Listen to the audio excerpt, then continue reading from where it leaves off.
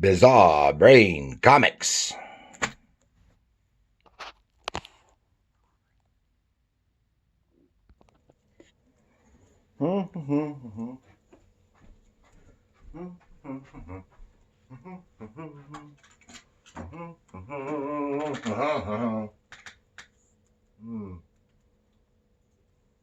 Hello again. Gary here for Bizarre Brain Comics, where we like to talk about mostly old comics, the artwork, the stories, and sometimes the history of the characters and the creators.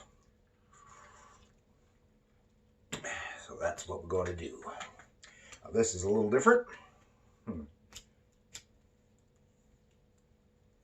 going to delve within the pages of this one right here. Mad!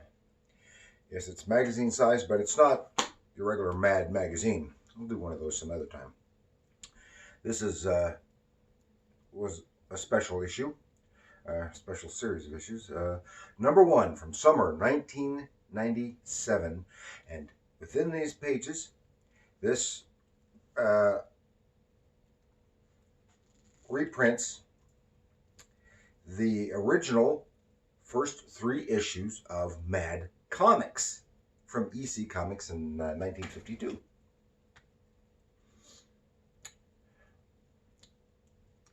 So we'll take a little look in there. So yeah, this is the cover of the magazine. This is, of course, it was originally published at comic book format and comic size, but here reprinted in magazine size. But this is the original cover. And what we're primarily going to talk about is the first story.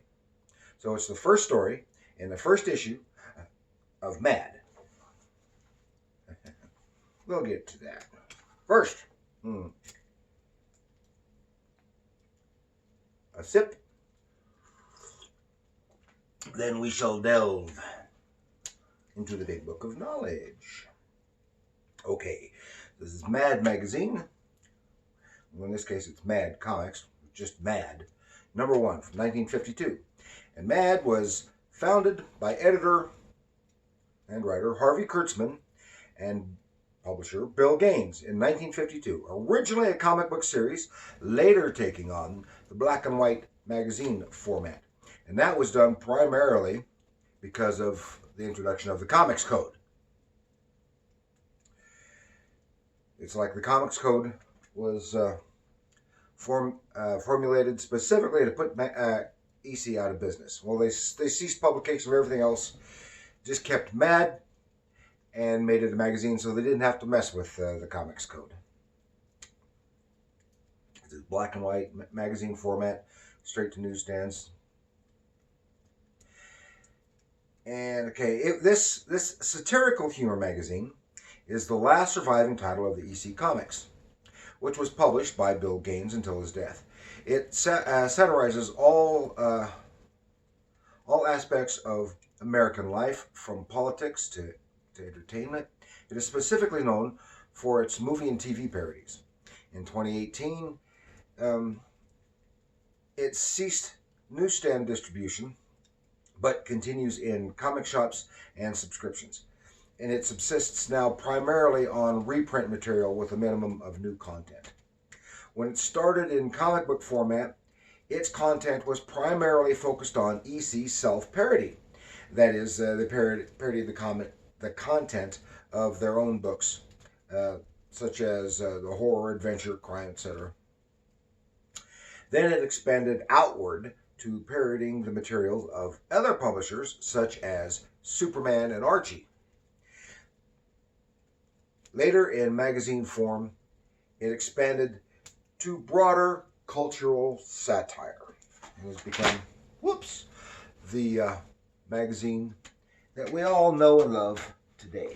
And this is it also in the days long before Alfred E. Newman, and they had a running gag with the name Melvin, because Melvin was their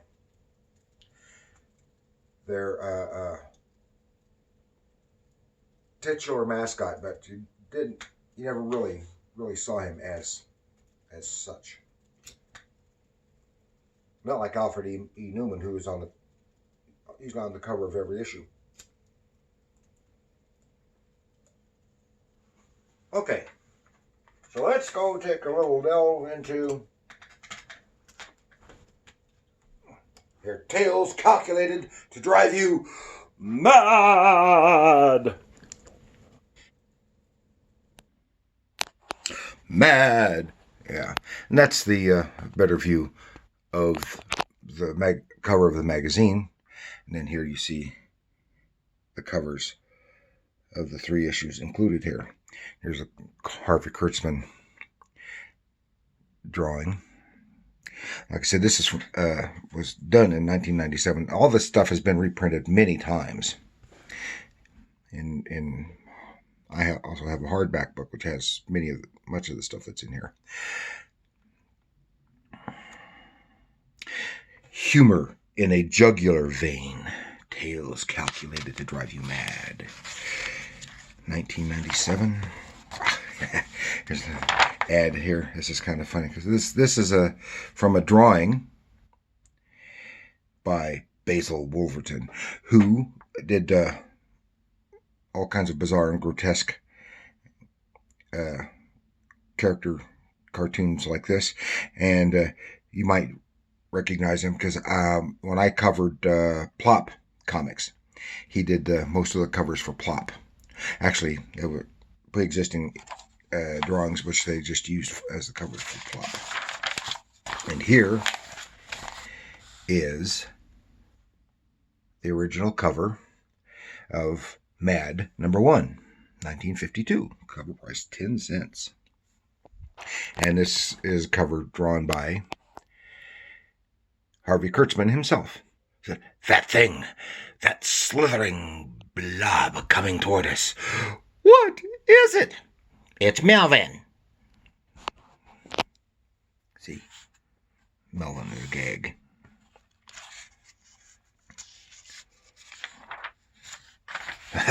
So we're just going to kind of briefly cover this first story. Now, as I said, they satirized their own material.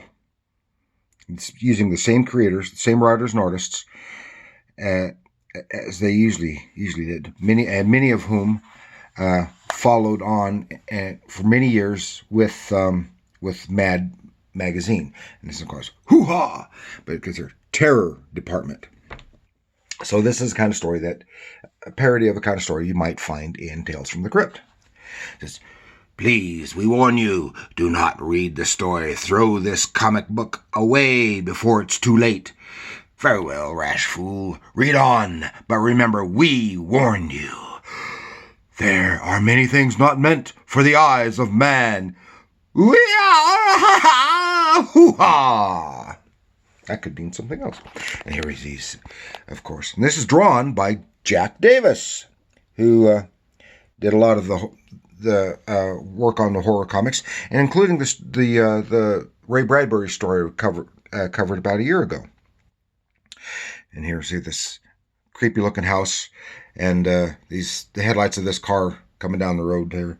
And here's those headlights coming closer, and it's coming closer, and it's coming closer. And we're beginning to see that there are 2 figures in there. And here we go.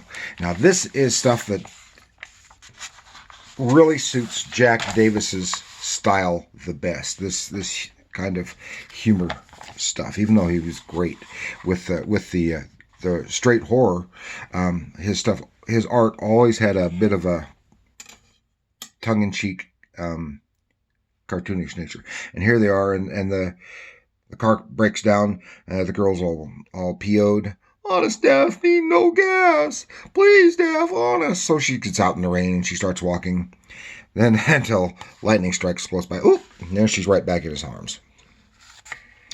Now he's getting a little bit brave. Oh, there's that house. So they get out and they walk to this creepy looking house. And you can see the progression as she starts talking about, Galusha, that's the bog house. They tell many stories of the bog house in the village. Stories of two brothers, Gog and Magog Bog, who lived there alone. They hardly ever left the mansion. One day, Gog Bog was found under a log without his head. And it kind of frightens Galusha, and he and he scampers off. But she snags him back, holds him to the house. All kinds of creepy noises. Again, doesn't seem to be anybody there. And he tries to take off again. And here is the interior of the creepy house. And she's dragging the boy with him.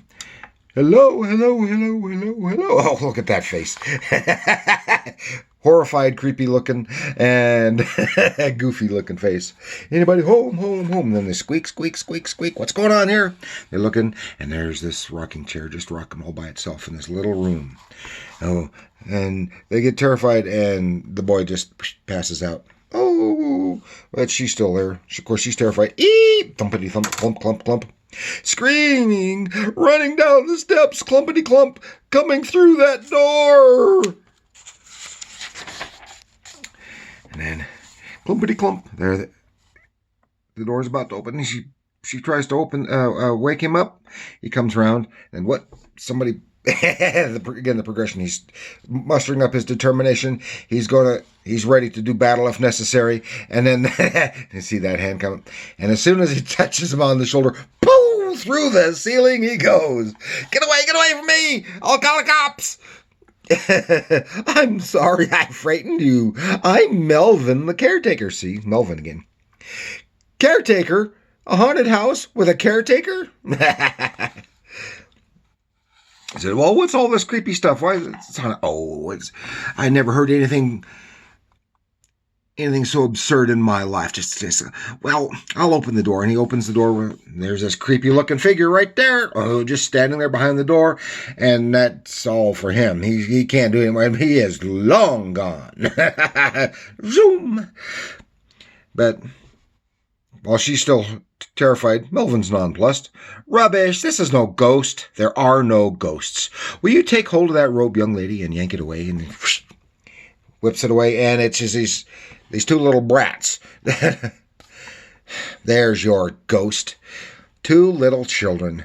This haunted house is our clubhouse. Our club is the Silver Avengers, and you can't join. Yeah, get out of our clubhouse, or we'll haunt you and kill you. Yeah. Goofy kids. And Galusha has come back just in time for the kids to scamper out. And he said, oh, everything's fine. There are no ghosts, but I've got a can of gasoline. You may have it. So they got some gas up the car, and off they go down the road. And he's, oh, there they go, swerving madly down the road. Goodbye, youngsters. Goodbye, and remember, there aren't any ghosts. Aren't any ghosts at all. And as Melvin walks away, his head is under his arm. So he was the ghost. And that's funny. And that's the kind of story that could have done that same story, straight horror for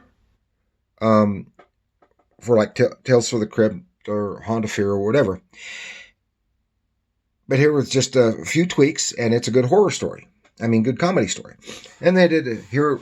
We're just kind of shows here science fiction department. Another big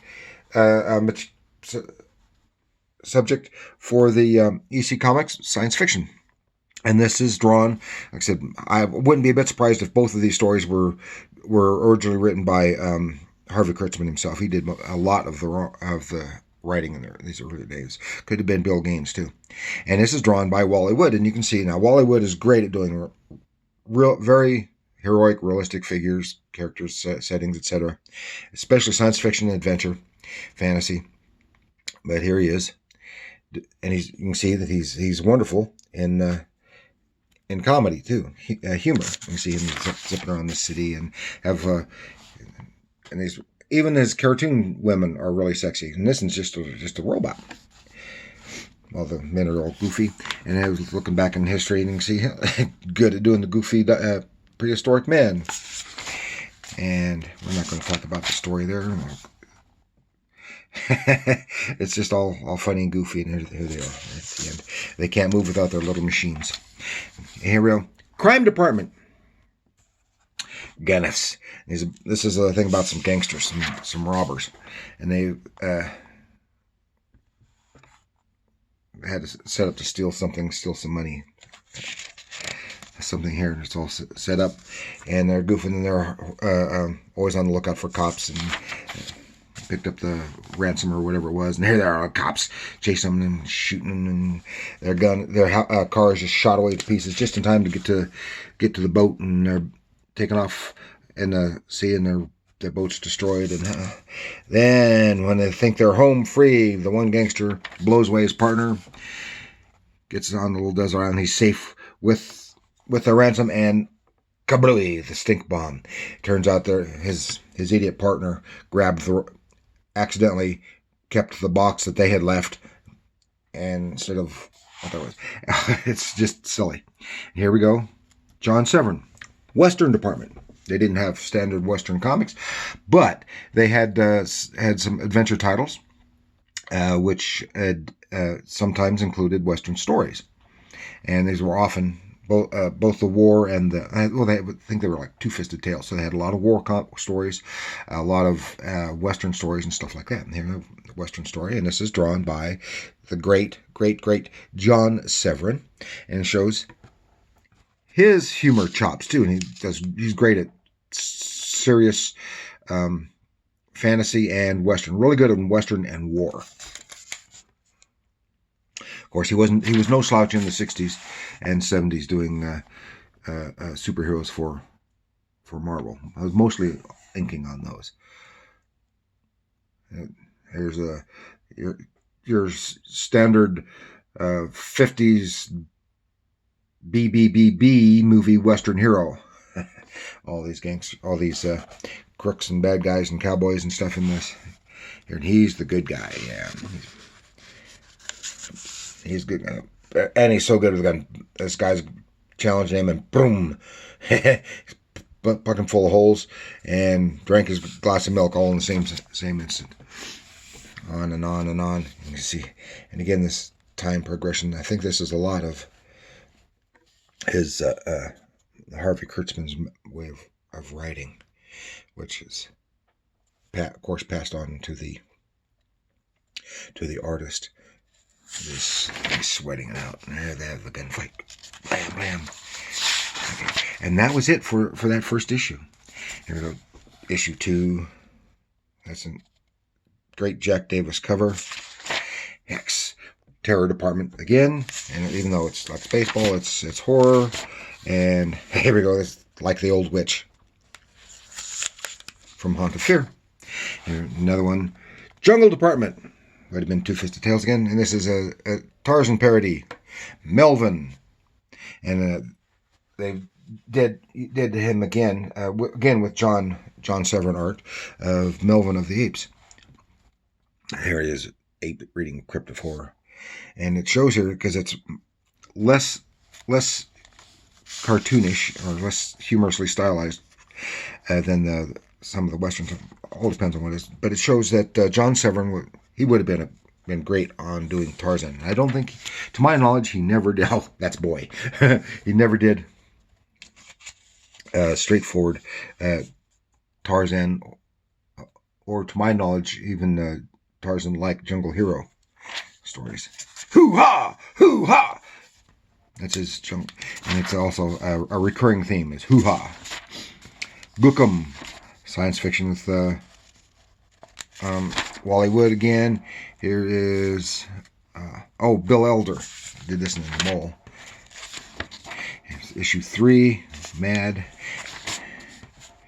Dragnet again. Bill Elder. It's a parody of Dragnet, the radio show at that time. I think this is before it was a TV show. And Sheik of Araby, adventure story parody again with John Severin art. He did a lot of great stuff. He worked for Mad Magazine for many, many years. And here we go. Horror Department again. The vampires. Oh, that's a duck, duck, duck, duck.